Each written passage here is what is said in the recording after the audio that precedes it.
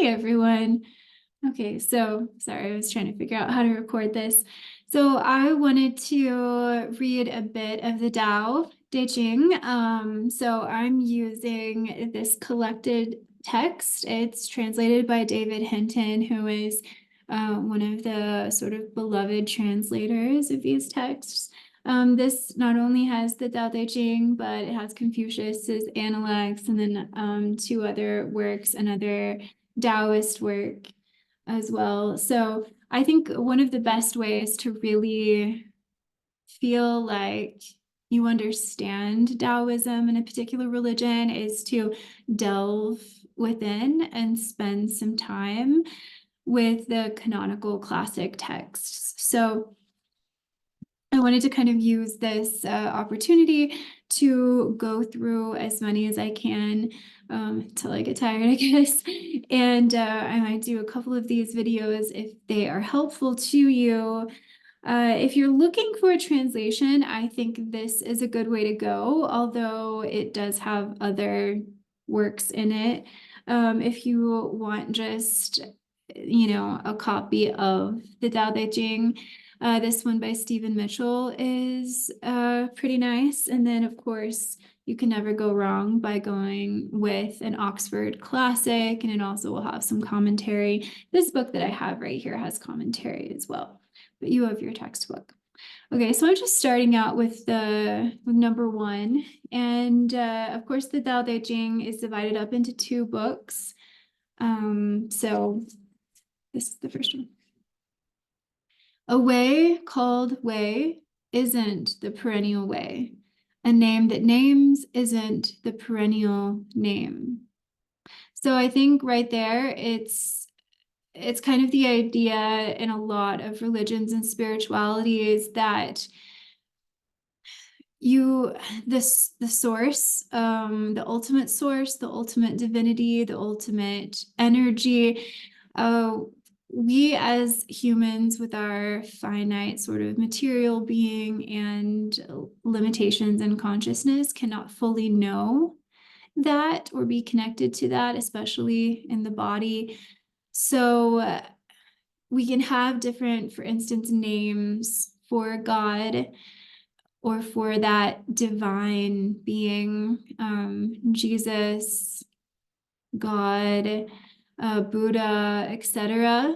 But the essence of it is deeper than the name. The name is kind of maybe a surface level or superficial kind of pointer to what is being pointed to.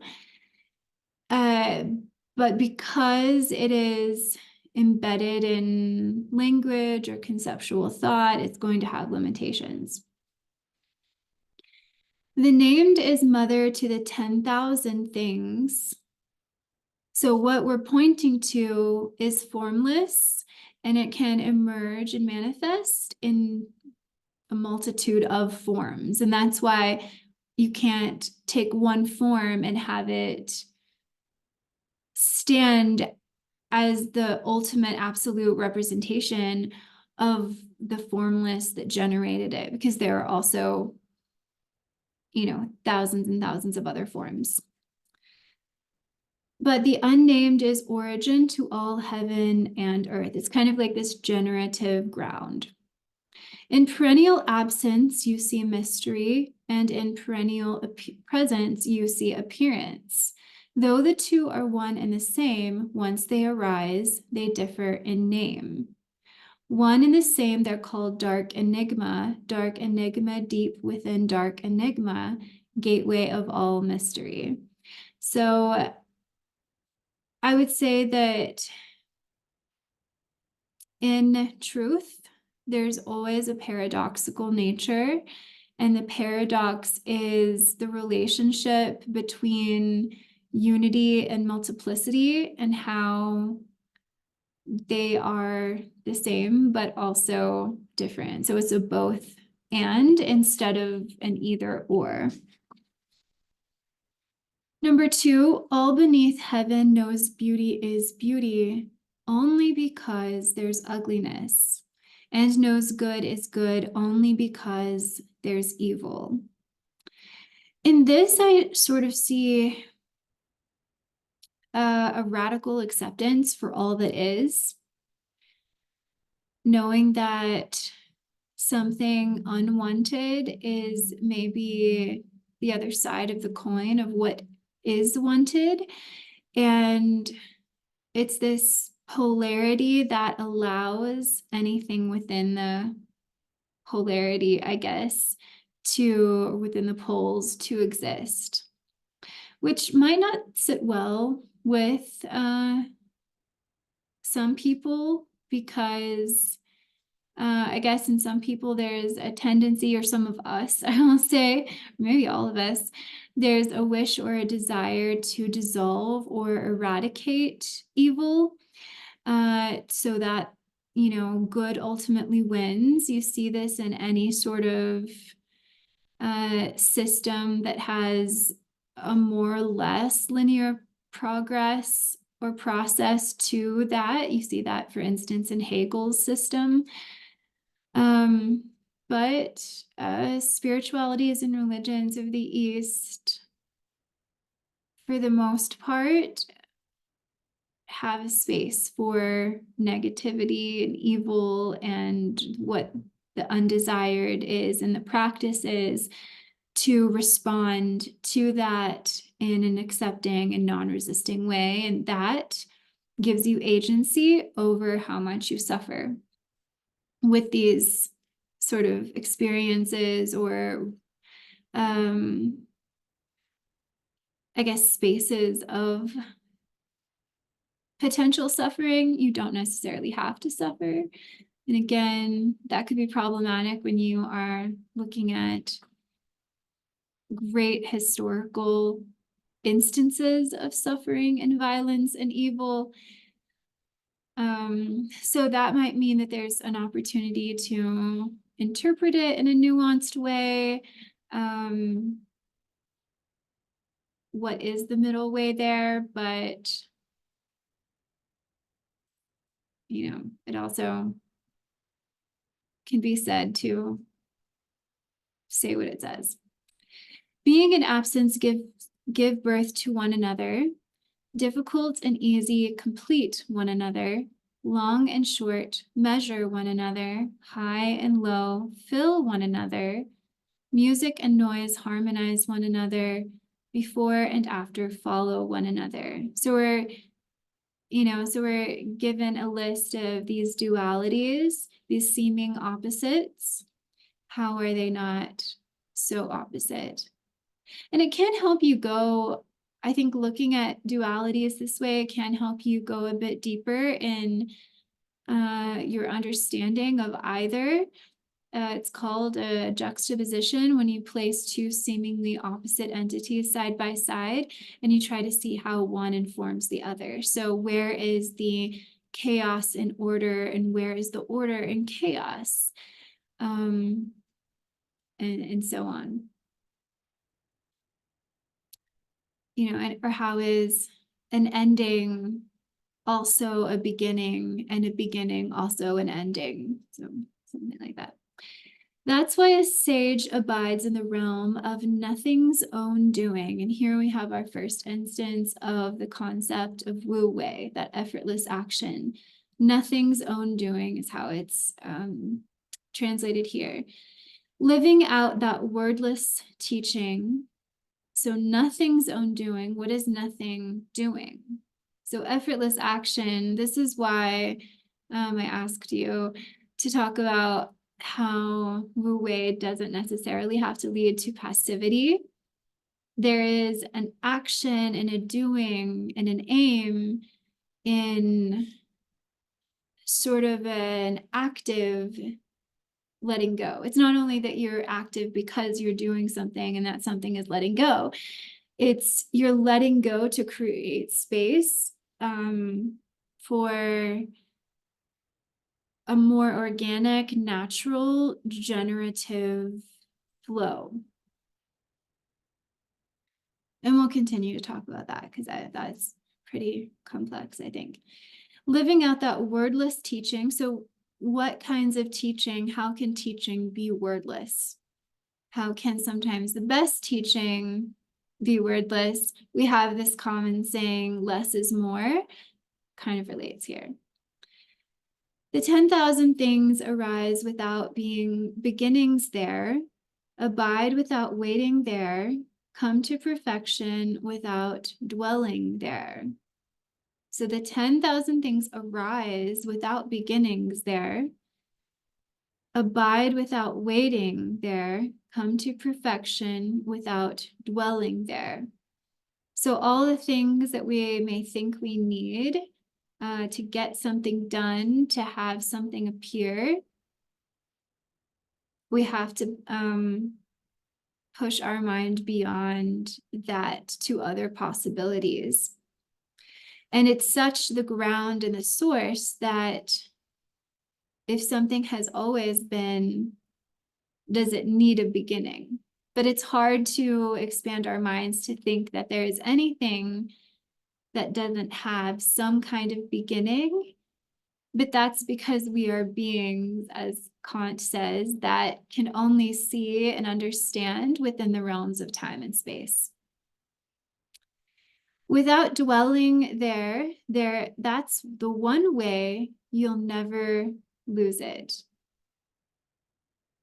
And I guess you can think of burnout as a possible explanation for some of this. If you are working, if you are in a situation where you are working so hard and you're like losing sleep and you're not necessarily eating correctly or, you know, in a nourishing way, and you are just, you know, you have this very narrow focus, there's going to be a limit to that because you're expending your energy in a certain way, in a certain intensity and quantity, that it's just not going to be possible for you to sustain that.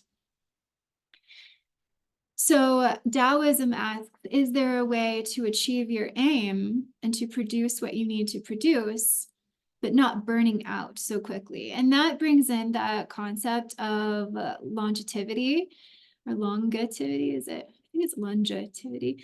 I guess it's not a word that I say very often. This sort of caution to not die before you've lived out your life. So how can you, again, achieve the aims of your life without burning out too soon, without dying because you spent your life being distracted and with fruitless action, instead of, and I think there's, you know, we have to go through the Tao to really understand how to live a life that really honors however many years you are given in that quantity, that you didn't, I guess, spend them somewhat wastefully. I'm not really saying it how the Tao would say it, but that's, you know, maybe one way to think about it in very like concrete terms. Never bestow honors. Oh, so this is number 3. So we're moving on to maybe a different idea. Never bestow honors and people won't quarrel. Never prize rare treasures and people won't steal. Never flaunt alluring things and people won't be confused. So we have maybe these tendencies, these natural tendencies, or just maybe these habits or these inclinations, which I guess is like a tendency, you know, bestowing honors. You think maybe you're obligated to do that or you want to do that, but it can produce quarreling, right? Because then some people think, well, I should have been honored, or I want to be honored, and so I'm envious and jealous. So what do we do that actually creates more problems than solves them? Prizing rare treasures puts the value, even more value on something. that is already valuable because it's rare and we count it as a treasure. I think that in flaunting alluring things, we can just think very mundanely of, this relatively new, historically speaking, ways that regardless of what socioeconomic circle that you exist in currently, you have access to pretty much like the highest socioeconomic circles. Like you can watch a reality show that shows you mansions that cost, $10 million. And you see people, the lives of people, like let's say the Kardashians or Paris Hilton or whoever, even if you don't enjoy this kind of content, you probably know that it exists. You're not unaware of how people live beyond the 5-mile radius of where you live in your neighborhood. You've seen other houses, even though you haven't physically been in their presence. And so, what does this do to a society? I think it's thinking that Tao encourages us to think very specifically and intentionally about what we allow and co-create in the world. I was watching a School of Life. I was just thinking, did I assign it to you all? No, I think it was another class. I was watching, distraction. Hold on, give me a second. What was the video I was going to say? Oh, okay, yes. It's for my film theory class. And so I assigned them a video for their first week's assignment along with a reading. A video of the School of Life where it was about the rating system. Part of it was about how we rate movies. And they were saying, well, maybe we should rate movies according to not like age appropriateness necessarily, although I don't know how that would work out completely, but what it would help with. So is this going to help you with marital struggles, or is watching this movie going to help you with your anxiety or like anxiety awareness?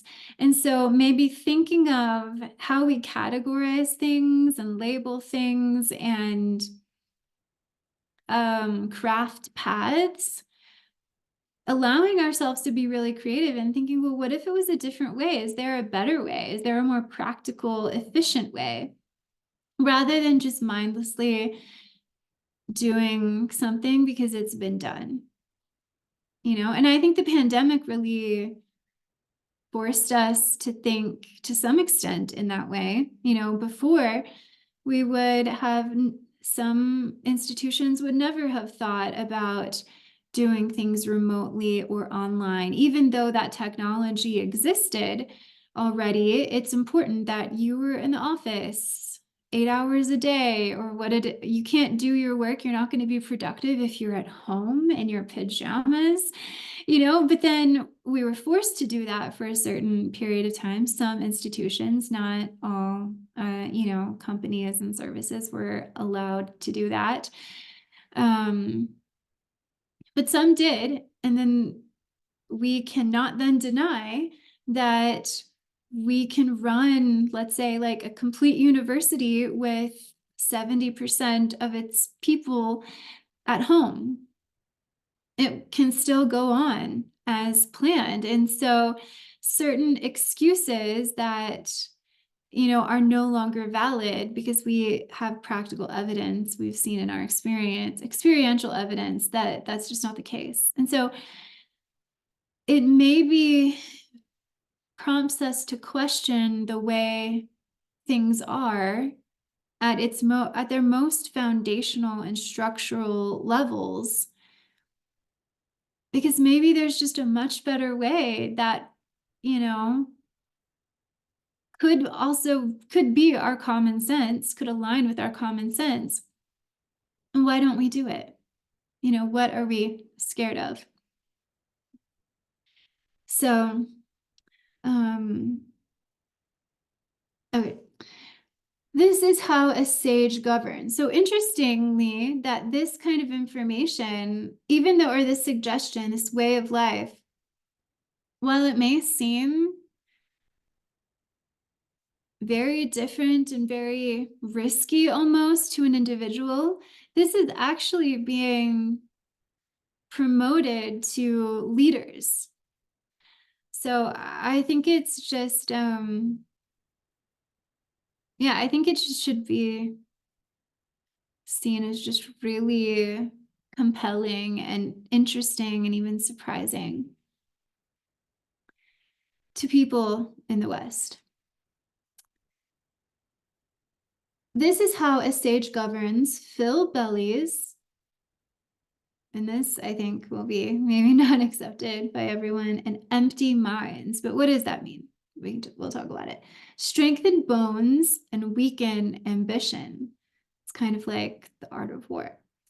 Always keep the people from knowing and wanting. Then those who know are those who never presume to act. Always keep them from wanting and knowing. Then those who know are those who never presume to act. If you're nothing doing what you do, all things will be governed well. So if you practice effortless action, and by just looking at 3 of these pages, I don't think we can understand that yet, but that's something that maybe you can investigate as well by continuing to read on your own or looking up the concept. I think there's a video that I posted for you. So what might it mean to empty minds? I think we can see the negative effects of overstimulation and too much information in our current information age that's brought on by technology. You are bombarded with, all of us are bombarded with information all the time, depending on how many hours we spend on social media. You can't really avoid, regardless of what you're doing, if you're looking on Instagram, if you're looking on Twitter, if you're just looking on the internet, it's just always there.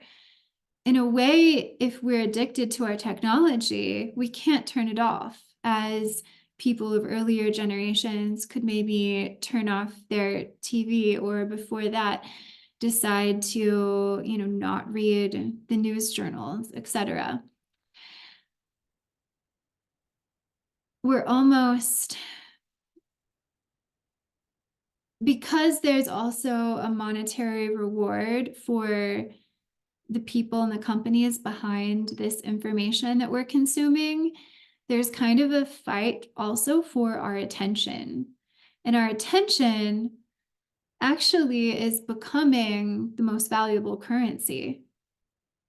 Whatever you're focusing on and giving attention to, those on the other side then have the opportunity, to some extent, perhaps, to mold you, to direct your decisions, to direct your thinking, etc. And even if that's not their intention, that's just kind of what happens, right? Because we are influenced by what we consume, materially and intellectually, etc. So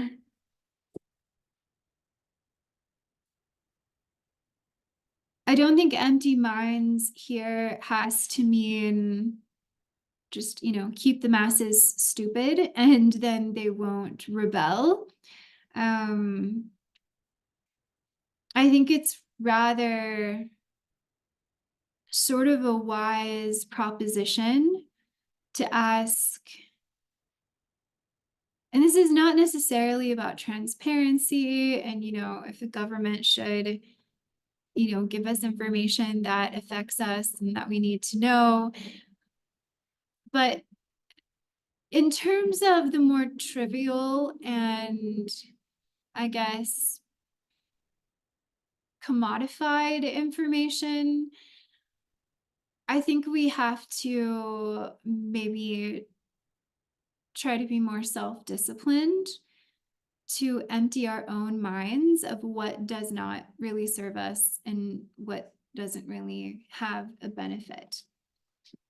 And leaders should maybe think about this if they, have any control over it. Okay, so I think we're gonna do 2 more, and then I will stop this video because I don't want it to be too long. I don't know how long it is. 25 minutes. Okay. Number 4, way is empty, use it. It never needs filling. An abyss so deep it seems ancestor to the 10,000 things.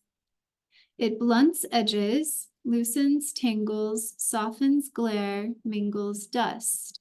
A clarity so clear it only seems real.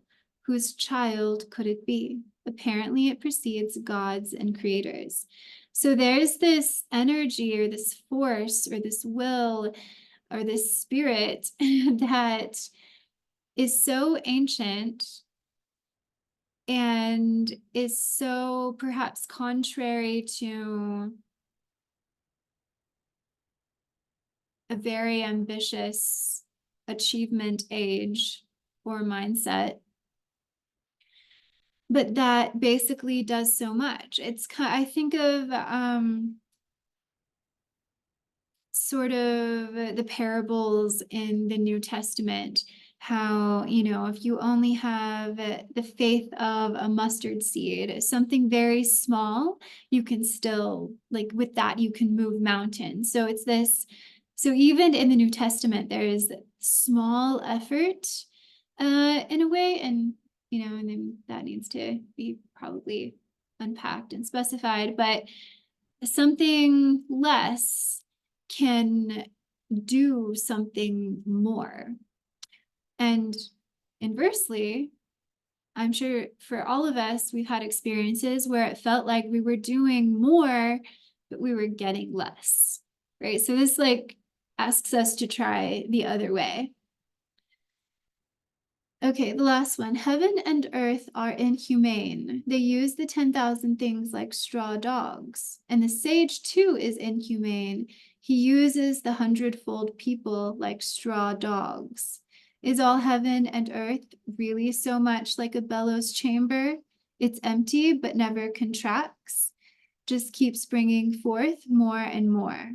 Words go on failing and failing, nothing like abiding in its midst. So I think we all have come across the idea or even the observation that the earth doesn't really follow the same sort of social and cultural human morals and ethics that we might.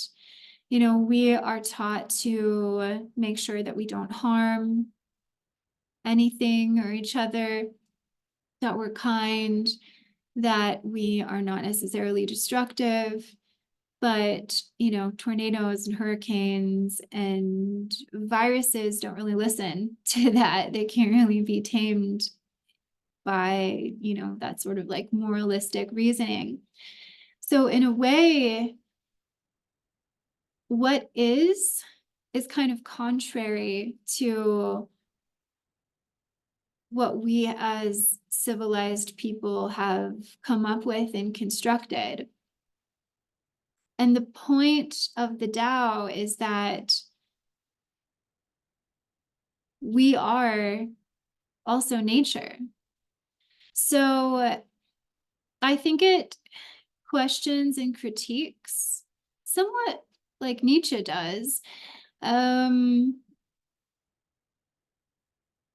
Is the way that things are in terms of humans creating and directing and producing really in alignment with what's best for who we actually are at our core, which is connected to source, and we are beings who would benefit by aligning with the energies of nature. the various energies, like the energies of thunder and the energies of lake. If you did the Dr. Deborah Ford morning Taoist meditation, you would hear her talking about like the characteristics of heaven energy. So I think when we talk about inhumane or the human, it doesn't always have to do with suffering. It has to do with power and flow and how you move and what you do. And I think we don't have to fall into an amoral sort of anarchy, but we can think about how to translate nature energies to help us become more sincere, authentic people with integrity, because those are characteristics that also come up in the Taoist literature that help you kind of understand what the Tao intends for human beings in our material lives concerning our character and our morals and our values. So it's kind of up to us, the reader, to close the gap between what could seem like extremes of this inhumane nature and us individually and as a species that are required to have some sort of civilized order. So let me know if this video is helpful, and I can do maybe like 5 more. I can do as many as you would like. But hopefully this gives you an example of kind of how to try to start unpacking these readings. There's so much more, though, to talk about, and we could have an entire semester on Taoism just slowly going through this.